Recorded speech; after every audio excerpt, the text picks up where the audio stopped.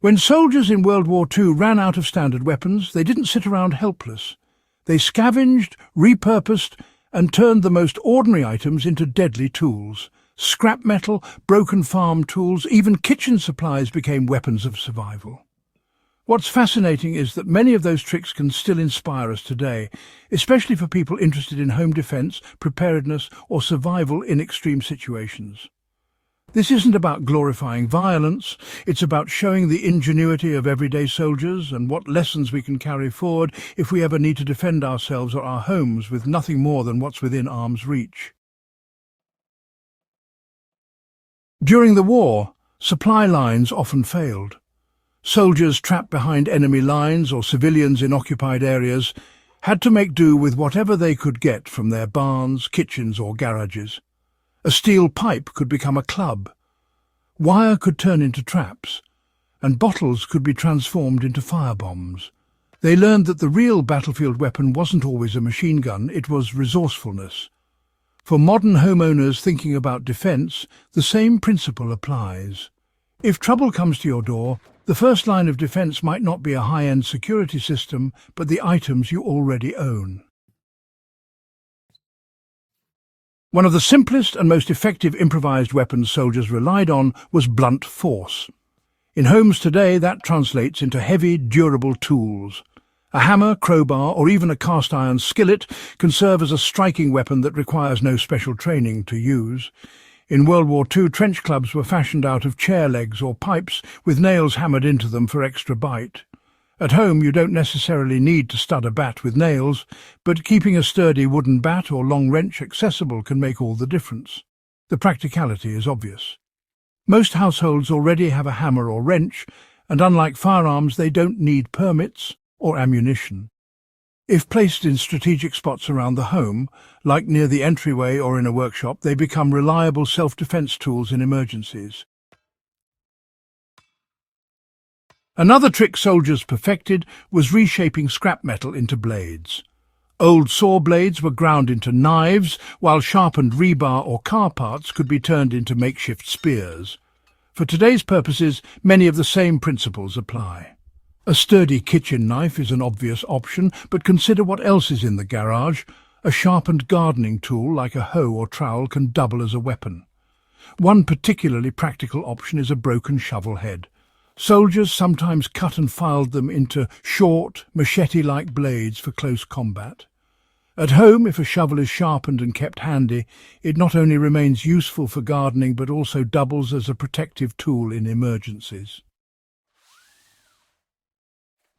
Perhaps one of the most infamous improvised weapons from the Second World War was the Molotov cocktail.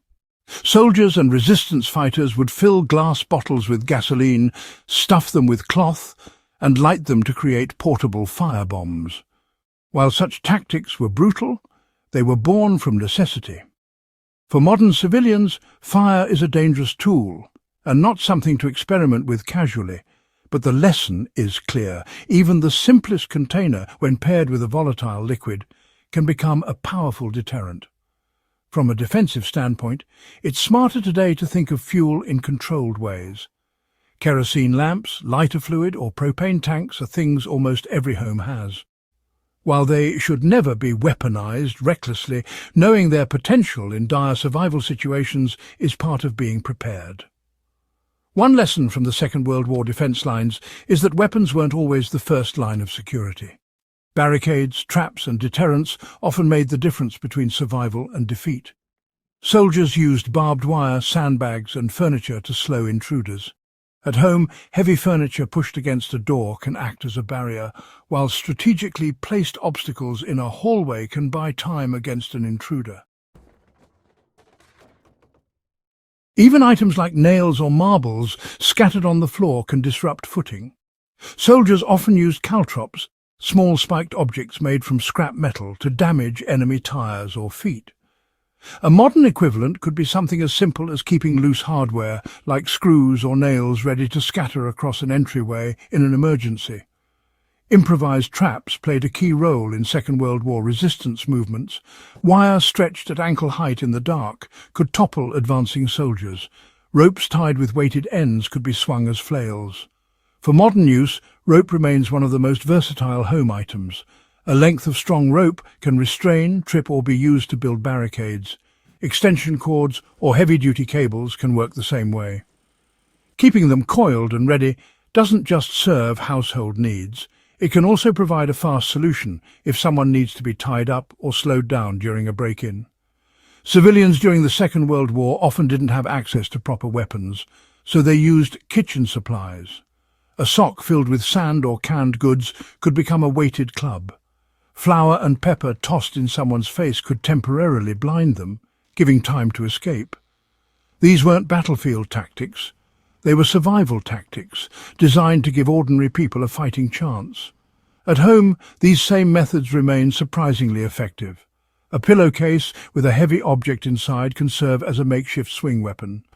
Cooking oil spilled on a hard floor can act as a deterrent against someone chasing through the kitchen.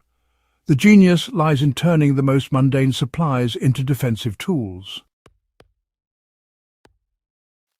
The real value of these Second World War lessons isn't in telling you to sharpen shovels or fill bottles with gasoline. It's in understanding that adaptability is survival. Soldiers and civilians alike proved that the will to defend yourself and your space can turn even the weakest supply situation into an advantage. For homeowners today, that means taking stock of what you already own and asking, how could this item serve me in an emergency? A broomstick isn't just for cleaning. It can be a spear. A fire extinguisher doesn't just put out flames. It can blind and disorient an intruder with its spray. That mindset of readiness is more valuable than any single weapon. To make this practical, consider setting up layers of home defense, just as soldiers set up defensive lines. Keep a blunt tool, like a bat or hammer, near your main entry. Sharpen a garden tool and store it where you can grab it quickly. Know how to use ropes or cords to restrain someone if needed, and most importantly, think in terms of using what you already own. You don't need to run to a store for so-called tactical gear. You just need to be resourceful with what's around you. Second World War soldiers didn't have the luxury of endless supplies. They used whatever they had, scrap metal, bottles, food, tools, and it kept them alive.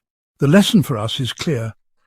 Defense doesn't always require specialized weapons. It requires ingenuity, readiness, and the ability to see everyday objects in new ways. If you value these forgotten lessons of survival and want to learn more about how ordinary people adapted in extraordinary times, make sure to subscribe to In the Beginning and share this video. The more we uncover these lessons, the better prepared we all become.